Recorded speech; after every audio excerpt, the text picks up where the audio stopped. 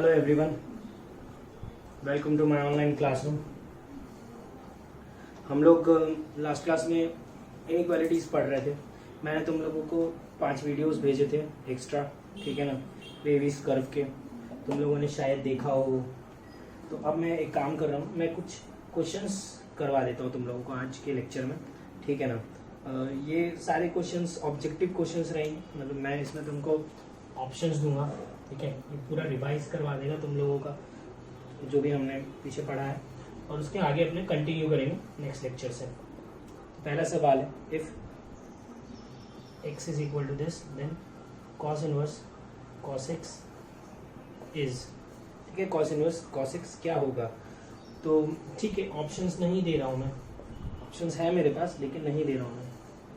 Question लिख देता हूँ मैं, if sin inverse x plus sin inverse y is equal to 2 pi by 3, find the value of cos inverse x plus cos inverse y, ठीक है। Next question, if x is greater than 0, ठीक है, then find the range of theta is equal to sin inverse x plus cos inverse x minus tan inverse x। एक और सवाल, find number of solutions of, ठीक है। कुछ objective question कर लेने से क्या चैप्टर क्लियर होने लगता है। क्वेश्चंस बहुत इंपॉर्टेंट रहते हैं मैथमेटिक्स में, तो तुम लोग को पता है ये क्वेश्चन ही मोस्ट इम्पॉर्टेंट है। क्या क्लास में है नहीं, ऑनलाइन लेक्चर में क्या करें, तो क्वेश्चन तो करना ही पड़ेगा। ऐसा नहीं क्वेश्चन नहीं किया तो ऑनलाइन लेक्चर में सीख जाएंगे, वही प्रॉब्लम है। आजकल के ऑनलाइन लेक्चर्स में मैक्सिमम लोग थ्योरी पे ही कॉन्सेंट्रेट करते हैं, ठीक है। नंबर ऑफ क्वेश्चंस अपने को करना चाहिए, ठीक है। स्टार्ट करते हैं, नाम दे देते हैं 1 2 3 4, ठीक है। क्वेश्चन नंबर 1, तो आंसर 1 लिख देता हूँ, ठीक है। बचपन में लिखते थे ऐसे। तो cos इनवर्स cos x, अगर x पाई से 2 पाई के बीच में है तो cos इनवर्स cos x क्या होगा, ठीक है। तो तुम लोगों को याद होगा, तो ऐसे करते थे अपने 0 पाई बाई 2 पाई 3 पाई बाई 2 2 पाई, ठीक है। तो पाई से लेके 2 पाई के बीच में दो अलग अलग क्वाड्रेंट्स लाई करते हैं। मैं दोनों के लिए एक एक बना लेता हूँ, ठीक है। एक बार मैं इस क्वाड्रेंट में ले लेता हूँ, देखो यहाँ पे, और एक बार यहाँ ले लेता हूँ। पाई से लेके 2 पाई के बीच में दो क्वाड्रेंट यहाँ दो लाई करते हैं ना। एक बार ये मान लेता हूँ, एक बार 4th क्वाड्रेंट मान लेता हूँ, ठीक है। अब हमको किसकी बात करना है? हमको cos इनवर्स cos x की बात करना है। यहाँ पे भी एक बार cos इनवर्स cos x लिख लेता हूँ, यहाँ पे भी एक बार cos इनवर्स cos x लिख लेता हूँ, ठीक है। तो अगर तुमको याद होगा तो cos inverse cos x, 3rd quadrant में cos x is negative. Negative मतलब आंसर cos इनवर्स के अंदर नेगेटिव, तो आंसर क्या आना चाहिए? ऑब्ट्यूज। ये रहा ऑब्ट्यूज। तो ये पूरा 2 पाई, दिस इज x, तो ये आ जाएगा 2 पाई माइनस x। यहाँ पे देखते हो, यहाँ पे cos inverse cos x 4th quadrant में इज पॉजिटिव। cos इनवर्स के अंदर पॉजिटिव मतलब आंसर एक्यूट, तो ये हो गया acute. This is 2 pi, this is x, तो this is 2 pi minus x, ठीक है। तो दोनों ही केस में क्या आ रहा है? 2 पाई माइनस x। दिस, इसका आंसर क्या आएगा? 2 पाई माइनस x। इसको तुम cos इनवर्स cos x के ग्राफ से भी कर सकते थे, अगर तुमको याद होगा। ऐसा ग्राफ बनाया था 0 पाई 2 पाई, ये था y is equal to x line, ये था माइनस एक्स वाला line, y is equal to minus x plus c. इस पॉइंट से पास कराते थे, सी आ जाता था, वही आ जाएगा आंसर, ठीक है। पढ़ लोगे ये। क्वेश्चन नंबर 2 देखते हैं। Sign inverse x plus sine inverse y 2 pi by 3 है, तो मुझे cos inverse x plus cos inverse y निकालना है। यहाँ पे एक चीज क्लियर होनी चाहिए कि तुम इसकी वैल्यू नहीं निकाल सकते, क्योंकि इक्वेशन एक ही है, वेरिएबल 2 है, पॉसिबल नहीं है यहाँ पे सॉल्व करना, ठीक है। तो यार एक रिलेशन अगर याद होगा तो sine inverse x plus cos inverse x is equal to pi by 2, याद होगा तो ये साइन इनवर्स x की जगह पे मैं लिख रहा हूँ pi by 2 minus cos inverse x, और वो साइन इनवर्स y की जगह मैं लिख रहा हूँ pi by 2 minus cos inverse y is equal to क्या दिया है? 2 पाई बाई 3। सबको इधर लेके गया, cos inverse x plus cos inverse y is equal to pi minus 2 pi by 3, that is pi by 3, ठीक है। क्लियर है ये भी? आगे वैल्यू इसी की तो वैल्यू पूछा तो पाई बाई 3। क्वेश्चन नंबर 3, अगर x ग्रेटर देन 0 है तो मुझे इसका रेंज निकालना है थीटा का। तो सबसे पहले तो यार ये देखा मैंने, theta is equal to sine inverse x plus cos inverse x minus tan inverse x. ठीक है, तुमको दो रिलेशन तो याद होने ही चाहिए, लिख देता हूँ मैं। एक तो लिखा ही है, फिर से लिख दे रहा हूँ, sine inverse x plus cos inverse x is equal to π/2, और दूसरा tan inverse x plus cot inverse x is equal to π/2। तो sine inverse x plus cos inverse x तो सीधा सीधा क्या हो गया, π/2 माइनस क्या बच गया, टैन इनवर्स एक्स। और टैन इनवर्स एक्स क्या होता है, sorry π/2 minus tan inverse x को क्या लिख सकते हैं, कॉट इनवर्स एक्स। ठीक है, अब देखना इसका मुझे रेंज निकालना है, तो मैं क्या कॉट का ग्राफ बना लेता हूँ। वैसे तो ग्राफ बनाने की ज़रूरत नहीं है, लेकिन रेंज मैंने बोला था अगर ग्राफ बना सकते हो तो ग्राफ बना लो, तो बना सकते हो तो बना लेता हूँ। ठीक है, ये हो गया ग्राफ। अभी आप बोल रहे हैं x greater than 0, greater than 0 मतलब ये वाला रीजन, ये वाला ग्रेटर दैन 0, एक्स यहीं पे पॉजिटिव होता है, मतलब ये वाला पार्ट लेना है ग्राफ का। ये 0 और ये क्या होता है π/2 पाई। तो y कहाँ से कहाँ तक आया, 0 से π/2। मैं थीटा बोल सकता हूँ 0 से π/2। ठीक है, ओपन क्यों है वो तुम खुद सोचना। Question number 4, tan inverse something plus cot inverse something π/2 दिया हुआ है, नंबर ऑफ सॉल्यूशंस निकालने। तो एक चीज तो क्लियर है, हमको पता है कि tan inverse something plus cot inverse something π/2 तभी होता है जब दोनों ये क्या हो, सेम हो। तो यहाँ पे ये देखो ना, अगर इसको मुझे सॉल्व करना है, अगर ये π/2 बनना है तो मैं क्लियरली बोल सकता हूँ this is equal to this होना चाहिए, e⁻x इज इक्वल टू मॉड ऑफ ln x होना चाहिए, तभी ये पॉसिबल है। ठीक है, और तुम लोगों को एक और चीज याद होनी चाहिए, मैंने बोला था जब भी नंबर ऑफ सॉल्यूशंस निकालो तो उसमें ग्राफ बनाने की कोशिश किया करो। जैसे मैं e⁻x का ग्राफ बनाऊंगा तो ऐसा दिखता है, मैं ln x का ग्राफ बनाऊंगा तो ऐसा दिखता है ना। मुझे क्या करना है, अच्छा ये दोनों y equal to ln x के भी ग्राफ में यहीं पे बना देता हूँ, ऐसा दिखता है। ठीक है, मुझे मॉड ln x का बनाना है तो मॉड में याद होगा ये चीज़ ऊपर आ जाती है। ठीक है, अब मैं एक काम कर रहा हूँ, एक ही एक्सिस पे दोनों ग्राफ बना रहा हूँ। ये रहा तुम्हारा e⁻x और मॉड ln x। ठीक है, e⁻x कितने पॉइंट्स पे इंटरसेक्ट किया, एक पॉइंट पे।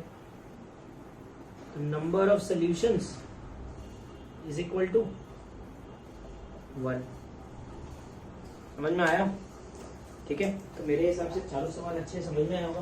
तुमको एडवांस में, मेंस में कहीं पे भी इस टाइप के सवाल मिल सकते हैं। ठीक है, अब आगे बढ़ते हैं। एक बहुत ही इंपॉर्टेंट क्वेश्चन है। ठीक है, ये क्वेश्चन तुम रट्टा मार लो। ठीक है, ये क्वेश्चन रटने के लिए इसलिए बोल रहा हूँ क्योंकि ये सवाल बहुत अच्छा है और ये सवाल एनसीईआरटी में भी है। ठीक है, और अगर कोई सवाल एनसीईआरटी में रहता है, एक और अच्छा क्वेश्चन रहता है, तो मुझे तो एकदम क्लियरली डाउट आने लगता है कि भाई ये पक्का पूछेंगे मेंस में, नहीं तो एडवांस में। ठीक है, तो तुम इसको अच्छे से याद कर लोगे। ठीक है, when x belongs to first quadrant. ठीक है, अब देखो इसमें एनसीईआरटी में फर्स्ट क्वाड्रेंट मेंशन नहीं था, लेकिन मैं यहाँ पे फर्स्ट क्वाड्रेंट लिख के दे रहा हूँ, गलत हो जाएगा अगर नहीं दिया तो मैं तुमको ये फर्स्ट क्वाड्रेंट में भी करके दिखाऊंगा, सेकंड क्वाड्रेंट में भी करके दिखाऊंगा। ठीक है, मैं यहाँ पे लिख देता हूँ जेईई मेंस और एडवांस। वैसे तो ये एडवांस लेवल ही सवाल है, लेकिन पूछ भी सकते हैं, एडवांस का सवाल है ये, 2021 में आएगा। ठीक है, तो ध्यान से देखना। अब सबसे पहले ये वाली चीज़ अंडर रूट के अंदर 1 - sin x, इसके बारे में मैंने तुमको 11th में बता दिया था। ठीक है, इसको एक तरीका है सॉल्व करने का, रैशनलाइज। ठीक है, जेईई चाहता है, ये सॉरी एनसीईआरटी चाहता है कि तुम इसको रैशनलाइज करके करो। मैं रैशनलाइज नहीं करूँगा, मैं इसको अच्छा तरीका बता रहा हूँ। ठीक है, क्या है अच्छा तरीका, 1 - sin x के साथ देखो मैं क्या कर रहा हूँ, प्लस माइनस sin x दोनों एक साथ लिख रहा हूँ। मैं 1 को लिख रहा हूँ sin square x/2 plus cos square x/2। अरे sine square theta plus cos square theta क्या होता है, 1 प्लस माइनस sin x को लिख रहा हूँ मैं 2 sin x/2 cos x/2। तुमको फॉर्मूला याद होना चाहिए sin 2 थीटा का, 2 sin theta cos theta sin 2 theta. ठीक है, ये देखो स्क्वायर और रूट यहाँ पे हो जाएगा गायब, sin x/2 plus cos x/2 का होल स्क्वायर। प्लस माइनस, ठीक है। और स्क्वायर और रूट कटता है तो क्या आता है, मॉड आता है। ये भी याद होना चाहिए तुमको, क्लियर है यहाँ पे, ठीक है। तो माइनस वाले में माइनस आएगा, माइनस वाले में माइनस आएगा, प्लस वाले में प्लस आएगा। तो मैं इन सबको अच्छे से लिख लेता हूँ। तो ये क्या बन जाएगा, कॉट इनवर्स, माइनस वाले में मैं माइनस लगा दूंगा। बहुत इंपॉर्टेंट क्वेश्चन है, तुम रैशनलाइज करके भी कर सकते हो, लेकिन आके यहीं अटकोगे, ठीक है ना। तो रैशनलाइज करना बहुत लेंदी जाता है, ये छोटा तरीका है और ये काम आएगा तुमको इंटीग्रेशन में। इंटीग्रेशन में फिर रैशनलाइज नहीं कर पाओगे, इसलिए यही याद रखो। जब भी ये वाला टर्म दिखेगा अंडर रूट के अंदर 1 माइनस एक्स, यही करने का।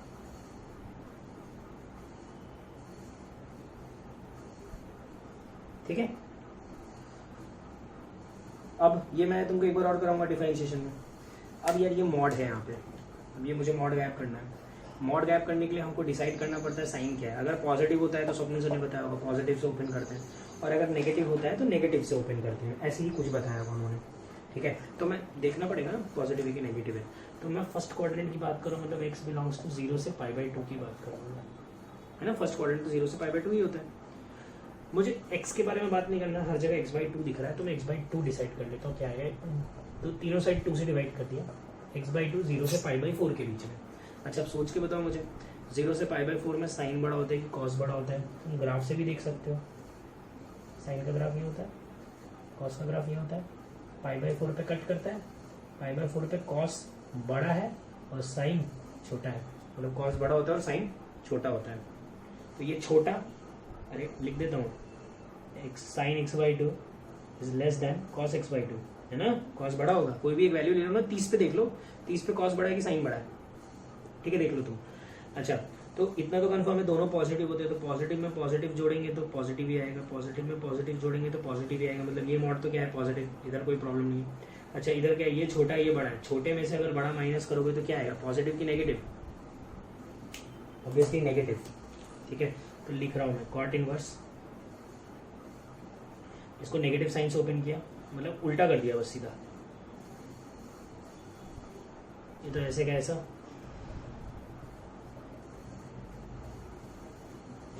अपॉन नीचे वाले को भी नेगेटिव साइन से ओपन किया। क्यों किया समझ में आ गया ना, क्योंकि मॉड के अंदर नेगेटिव वैल्यू थी, ये छोटा है ये बड़ा है, सॉरी माइनस है,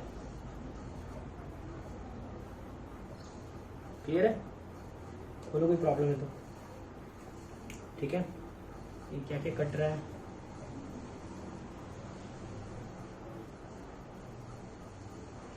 ठीक है। देखो क्या बन गया ये, cot inverse cos x/2 cos x is 2 cos x/2 upon -2 sin x/2,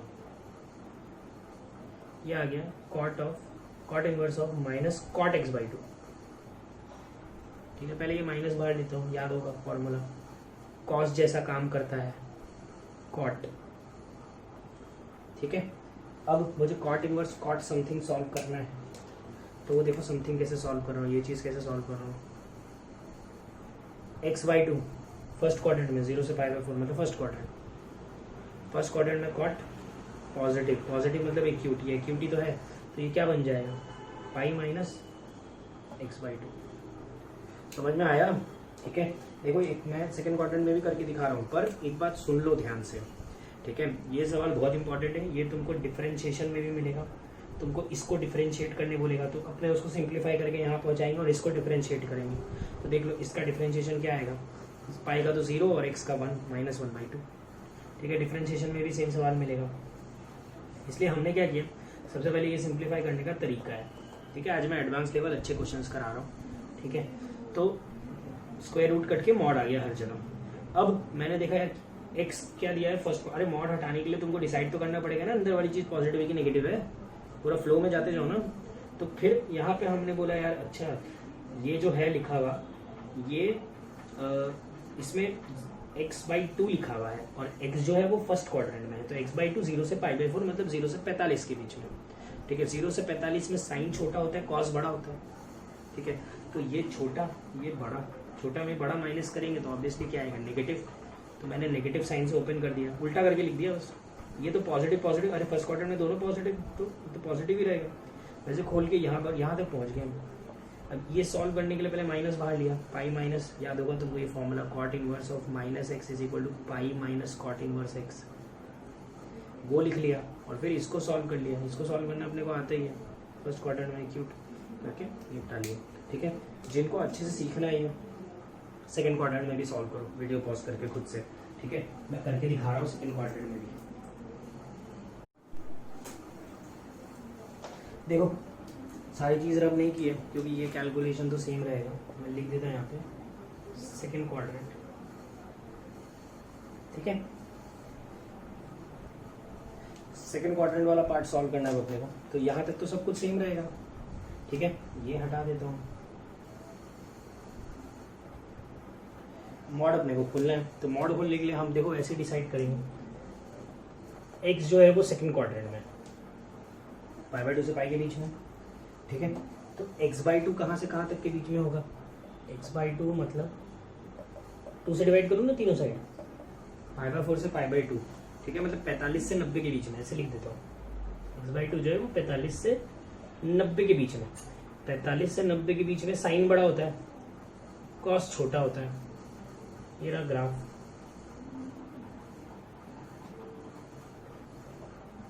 pi by 4 से पाई बाई 2 के बीच में साइन का ग्राफ देख लो ऊपर है और कॉस का ग्राफ नीचे है। तुम 60 पे वैल्यू देख लो ना, तो इस बार ये बड़ा ये छोटा और दोनों पॉजिटिव अभी भी फर्स्ट क्वाड्रेंट में तो है, तो मैं बोल सकता हूँ ये बड़ा ये छोटा, बड़ा माइनस छोटा इस पॉजिटिव, तो ये पॉजिटिव है, ये भी पॉजिटिव है,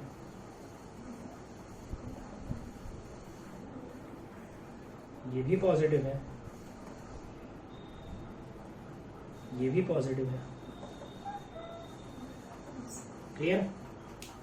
ठीक है, अब क्या है, cot inverse 2 sine x by 2, सीधा लिख देता हूँ माइनस टैन एक्स बाई 2।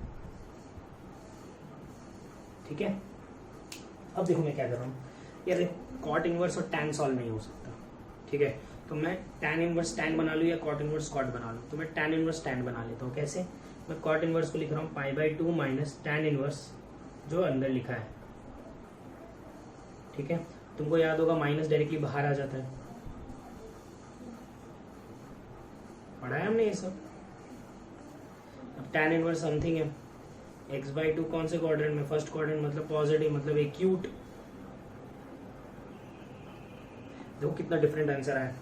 ठीक है, तो फर्स्ट क्वाड्रेंट में तुमने देखा क्या है, सेकंड क्वाड्रेंट में तुमने देखा क्या है, थर्ड भी पूछ सकते, फोर्थ भी पूछ सकते और कॉम्प्लिकेटेड भी पूछ सकते हैं, लेकिन नहीं पूछेंगे। तुम फर्स्ट और सेकंड अगर तुमको अच्छे से क्लियर है तो मुझे लगता है कि तुमको और कुछ सीखने की जरूरत ही नहीं है इसमें। ठीक है, फर्स्ट और सेकंड ही पूछते हैं। क्लास में रहते तो इसको अच्छे से समझा देता मैं एकदम डिटेल में तुम लोग से एक एक लाइन करवा के, लेकिन अभी कुछ नहीं कर सकते। ठीक है, जैसे पता है वैसे बस उसको समझ लो, अच्छे से बस समझ लेना। ठीक है, डाउट हो तो पूछ लो इसमें, क्योंकि ये बहुत इंपॉर्टेंट क्वेश्चन है। इंपॉर्टेंट का फिर से मैं कारण बता रहा हूँ कि इंपॉर्टेंट क्यों लगता है मेरे को। इंपॉर्टेंट ये इसलिए लग रहा है मुझे क्योंकि ये एनसीईआरटी में सवाल लिखे हैं। ठीक है ना, और एनसीईआरटी के सवाल पूरे के पूरे एग्जैक्टली सेम रिपीट होते हैं। ठीक है,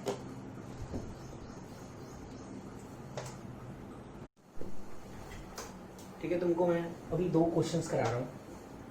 ठीक है, एक 2014 का, एक 2015 का है। ठीक है, 16 का भी एक सवाल है लेकिन वो भी नहीं करेंगे हम, थोड़ा सा और पढ़ने के बाद करेंगे एडवांस का। तो सवाल लिखता हूँ, let f is such that 0 से 4 पाई इम्प्लाइज 0 से 4 पाई, डोमेन को डोमेन। ठीक है, सॉरी 0 से 4 पाई नहीं, 0 से पाई भी कोई फर्क नहीं पड़ता। We defined by f x is equal to cos inverse cos x. ठीक है, find the number of points for x belongs to 0 से 4 पाई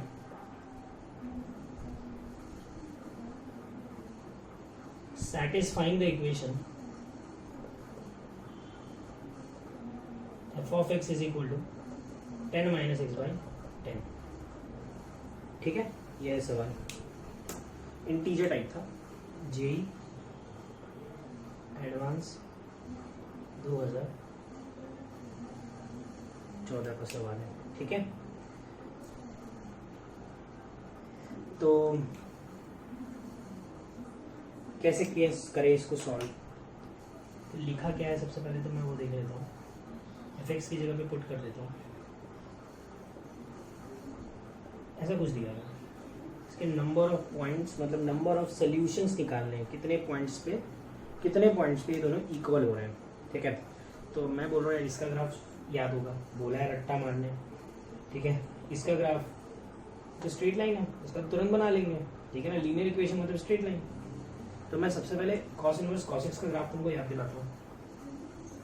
यार मैंने बोला याद कर लो, मेरे तो जितने स्टूडेंट थे 2014 में सबने राइट किया होगा क्वेश्चन, क्योंकि पूरे डिटेल में उनको बोला कि यार सॉरी मैंने गलत बना दिया, पूरे डिटेल में मैंने उनको बोला था कि ये सारे ग्राफ्स याद करके रखो, ठीक है। और इवन जैसे तुम लोगों को बताया है, ठीक है, अच्छे से बनाता हूँ मैं, जैसे तुम लोगों को बोला था ग्राफ की इक्वेशंस वगैरह लिखने, उनको भी सिखाया था इक्वेशंस लिखने, सिखाया ही होगा, ठीक है।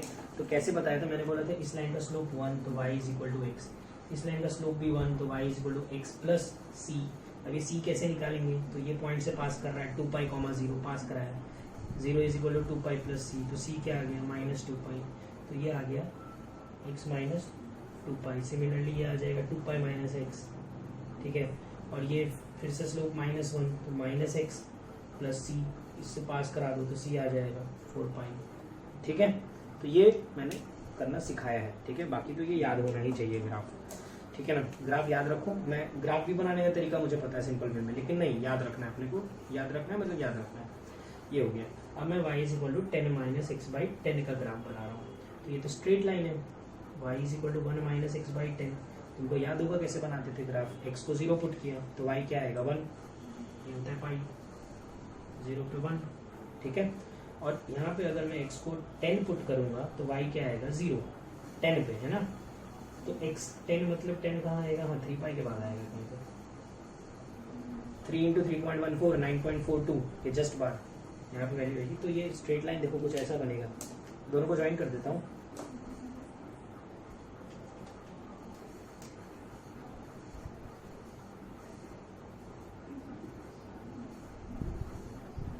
ठीक है। एक्सटेंड कर दो तुम तो स्ट्रेट लाइन है तो जितना करना है, ठीक है। ग्राफ को और मत बनाना क्योंकि 0 से 4 पाई तक के बीच में ही बनाना है, ठीक है। नंबर ऑफ सॉल्यूशंस पूछा, कितने पॉइंट पे इंटरसेक्ट कर रहा है, 1 2 3 3।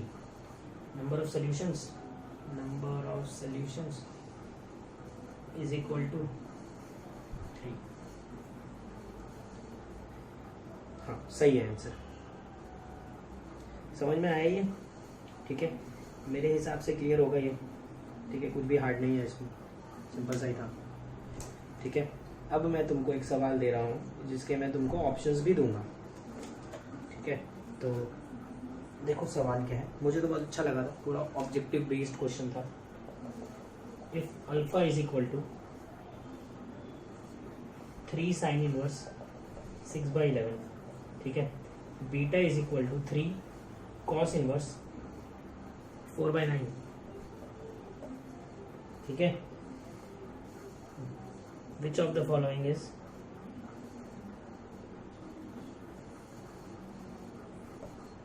Correct, first cos beta is greater than 0, second sin beta is less than 0, third cos alpha plus beta is greater than 0, and fourth cos alpha is less than 0, ठीक है। ये रहा सवाल, ठीक है। देखो नॉर्मली बच्चे कैसे कर रहे होंगे इसको, देखो इधर alpha is equal to 3 sine inverse 6/11, ये नीचे गया, alpha by 3 is equal to sine inverse 6/11, तो यहाँ से साइन अल्फा आ गया, साइन अल्फा बाई 3 आ गया 6/11, ठीक है। हमने फॉर्मूला पढ़ा है साइन 3 थीटा का, 3 sine theta minus 4 sine cube theta, है ना, ये पढ़ा है ना, ठीक है। यहाँ पे अगर थीटा होगा तो यहाँ क्या आ जाएगा, थीटा बाई 3। यहाँ पे पुट कर देंगे अल्फा बाई 3 तो साइन अल्फा मिल जाएगा हमको सिमिलरली। तो हम साइन अल्फा निकाल सकते हैं यहाँ से। सिमिलरली हम यहाँ से कॉस बीटा निकाल लेंगे। अगर साइन अल्फा निकाल लिए तो कॉस अल्फा तो निकाल ही लेंगे, साइन कॉस बीटा निकाल लिए तो साइन बीटा भी निकाल ही लेंगे, सब मिल जाएगा, हो जाएगा काम उसमें। ठीक है, उसके बाद ये सारी वैल्यूज देख ही लोगे। ठीक है, लेकिन तुम सोच के देखो यार कितना टाइम लगने वाला है। एक सवाल को सॉल्व करने के लिए अपने को सब निकालना पड़ेगा। तो इसी के लिए मेरे पास इसका एक जुगाड़ है। ठीक है, वो जुगाड़ क्या, पर्सनल जुगाड़ है। ठीक है, ऐसे कर, मैं तुम्हारी जगह होता तो ऐसे निपटा लेता मैं, क्योंकि अपने को तो पहले ऑब्जेक्टिव अप्रोच दिखता है, बाद में सब्जेक्टिव अप्रोच दिखता है। अच्छा, ये तो मैंने बताया नहीं कौन से साल का सवाल था, जेईई एडवांस 2015 का सवाल है। ठीक है, मैं तुम्हारी जगह होती तो कैसे करता हूँ यार, मैं बोलता 6/11 छोड़ो। अगर वहाँ पे 6/12 होता, साइन इनवर्स 6/2 पूरा जुगाड़ है, मतलब साइन इनवर्स 1/2 मतलब 30 डिग्री, मैं डिग्री में बात करता हूँ। ठीक है, ये 30 है, ये नीचे छोटा है। ठीक है, ये नीचे जितना छोटा करते जाओगे उसकी वैल्यू उतनी बड़ी होती जाएगी, है ना, ये वाली चीज़ उतनी बड़ी होती जाएगी, तो एंगल उतना बड़ा आ जाएगा, क्योंकि साइन इनवर्स याद होगा इंक्रीजिंग फंक्शन है, जितना बड़ा रखते जाओगे उतना बड़ा हो जाएगा। तो ये 30 जो हमने अप्रॉक्सीमेट निकाला वो 30 नहीं होगा, वो पक्का 30 से बड़ा होगा। तो 30 से बड़ा क्या लें, तो एक काम करता हूँ, मेरे को 33 बहुत अच्छा लगता है, 33 ले लेता हूँ, कोई प्रॉब्लम नहीं, 35 ले लो यार। तो ये हो गया 33 डिग्री इंटू 3 किया तो 99 डिग्री मुझे अल्फा मिल गया। ठीक है, देखते हैं लास्ट में। सिमिलरली देखो वहाँ पे कॉस इनवर्स के अंदर 4/9 दिया है, तो अगर 4/8 होता तो कॉस इनवर्स 1/2 होता है 60 डिग्री, 4/9 है, मतलब इससे ज़्यादा रखा है। ज़्यादा रखेंगे तो वैल्यू क्या आएगी, कम। और तुमको याद होगा कॉस कैसा फंक्शन है, cos is a decreasing function, तो जितना कम रखोगे उतना बढ़ेगा। तो इससे छोटा रखोगे तो वैल्यू इससे क्या आएगी, बड़ी आएगी। फिर से बोल रहा हूँ, 4/8 लिया तो 1/2 मतलब 60 डिग्री। अब यहाँ पे 4/9 है, मतलब ये बड़ा कर दिया तो ये क्या आएगा, छोटा। ये छोटा होगा वैल्यू, मतलब इससे छोटी आएगी। तो कॉस इनवर्स क्योंकि डिक्रीजिंग फंक्शन है तो उसका एंगल बड़ा आएगा 60। तो ये ज़रूर कुछ तो भी 65 63 वगैरह कुछ होगा, 63 ले लेता हूँ। तो बीटा क्या आएगा, 189 डिग्री। क्लियर है, अब देखते हैं। अब देखो कैसे ऑप्शन मार्क कर रहा हूँ मैं धड़ाधड़। 99 डिग्री कौन सा quadrant, second quadrant. Second quadrant में कॉस नेगेटिव, सही है ये। 189 डिग्री कौन सा quadrant, third quadrant, second quadrant. Third quadrant में कॉस पॉजिटिव होता है, नहीं नेगेटिव होता है, तो ये तो गलत है, साइन नेगेटिव होता है, सही है। अल्फा प्लस बीटा पूछा है, 99 प्लस 189 288 कौन सा क्वाड्रेंट, फोर्थ क्वाड्रेंट।